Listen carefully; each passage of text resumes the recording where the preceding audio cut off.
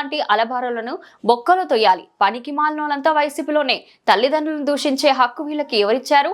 TDP శ్రేణుల కడుపు మండితే పరిస్థితి ఎలా ఉంటుందో ఈ రోజు అంబటికి ఎదురైన పరిణామాల నిదర్శనం. ఇకపై ఎవరు నోరు పారేసుకున్నా తాట తీసేందుకు సిద్ధంగా ఉంటాం. నెల్లూరులో మీడియాతో టీడీపీ సీనియర్ నేత, సర్వేపల్లి శాసనసభ్యులు సోమిరెడ్డి చంద్రమోహన్ రెడ్డి, మాజీ మంత్రిగా ఉన్న అంబటి రాంబాబు ఈ రోజు అలబోరులా మాట్లాడారు. రోడ్డున తిరిగే దగుల్బాజీ కూడా అలా మాట్లాడరు. అంబటి వ్యాఖ్యలు తీవ్రంగా ఖండిస్తున్నాం. తల్లిదండ్రులను ఉద్దేశించి దూషించే హక్కు వైసీపీ నేతలకు ఎవరిచ్చారు? ఇలాంటి పనికి మాలినోళ్ళందరూ వైసీపీలోనే ఉన్నారు. నెల్లూరులో ఉండే ఒక మాజీ మంత్రి కూడా తల్లిదండ్రులను కించపరిచేలాగా మాట్లాడతాడు. మనిషి అనే వాళ్ళు మాట్లాడిన భాష అంతా వీళ్ళే మాట్లాడుతున్నారు. ఇటువంటి పనికి మాలినోళ్ళు ఎక్కడ ఉండారంటే వైసీపీలో ఉండరు. నెల్లూరులో మాజీ మంత్రి తల్లిదండ్రులనే తిడతాడు, కించపరుస్తాడు. అక్కడ ఆయన అంబటి సిగ్గుండాలా, మానవత్వం ఉండాలా. మనిషి అనేవాడు మాట్లాడిన భాష మాట్లాడుతుంటే జగన్మోహన్ రెడ్డి ఏం చేస్తున్నావు? ఎందుకు యాక్షన్ తీసుకోవు? ఆయన ఎదవ కూతురు కూస్తే ఆయన జిల్లా అధ్యక్షుని చేస్తాడు ఒకరిని, ఇప్పుడు అంబటిని ఎత్తిన పెట్టుకుంటాడు. ఈరోజు మీకు ఒక సిట్ సిబిఐ సుప్రీంకోర్టు డైరెక్షన్ ప్రకారం 234 కోట్ల అవినీతి జరిగింది. 20 కోట్ల లడ్లల్లో దేవుడి ప్రసాదంలో, ఆ ఏడుకొండలవాడి ప్రసాదంలో మీరు కల్తీనై వాడారు. దాంట్లో సుప్రీంకోర్టు ఇచ్చిన డైరెక్షన్ ప్రకారం సిట్తో పాటు సిబిఐలు కూడా పనిచేశారు. ఈరోజు ఈడీ ఎంటర్ అయ్యేదానికి సిద్ధపడింది. ఎందుకంటే 234 crores, 234 కోట్లు.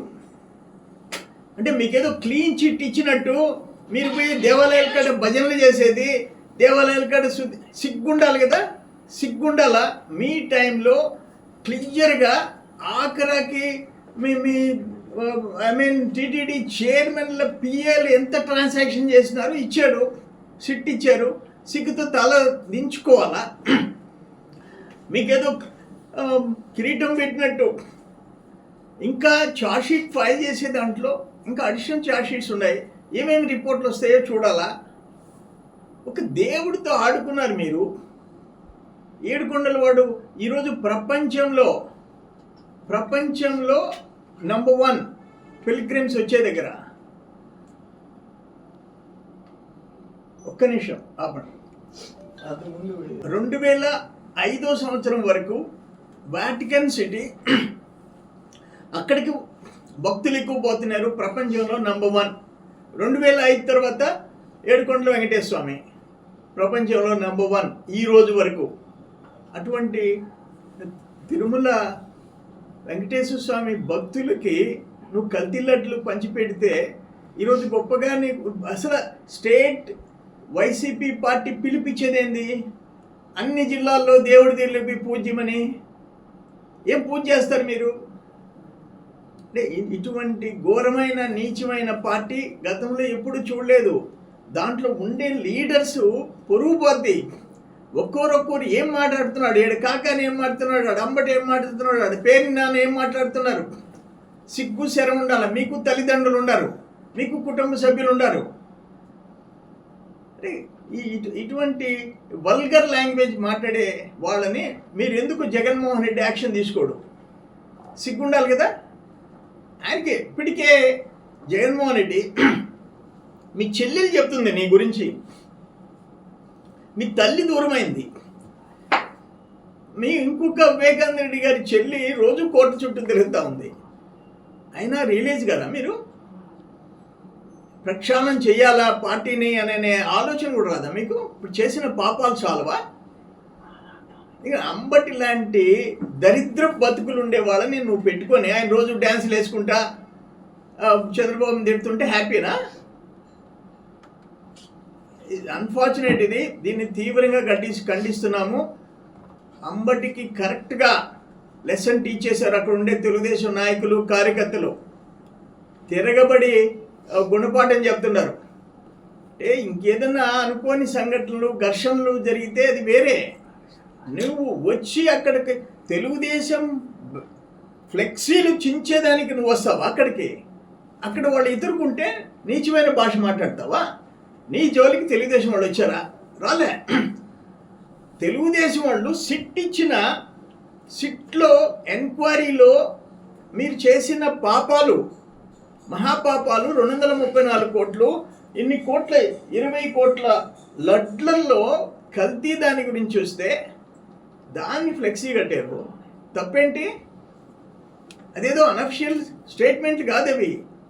ఒక enquiry, special investigation team plus CBI కల్పించిన రిపోర్ట్ మీద ఫ్లెక్సీలు కట్టారు. దానికి నువ్వు ఎందుకు పోయినావు అక్కడికి? నువ్వు పెద్ద పోటుగాడివే? ఒక పార్టీ కట్టిన దాని స్పాట్కి పోయి దాన్ని ఇప్పేదానికి పోతావా? దాన్ని వాళ్ళు అడ్డుకుంటే చండాలంగా మాట్లాడతావా, నీచంగా మాట్లాడతావా, దరిద్రపు భాష వాడతావా?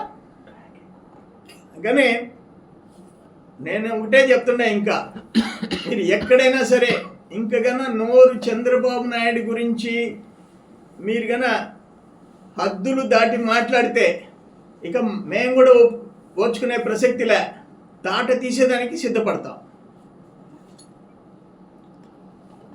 కాకన్ రెడ్డిలు కూడా వెంకటేశ్వర స్వామి గుడిలో పూజలు చేశారు సార్. అంటే చంద్రబాబు నాయుడు అపవిత్రం చేశారని చెప్పి పూజలు చేశారు నిన్న.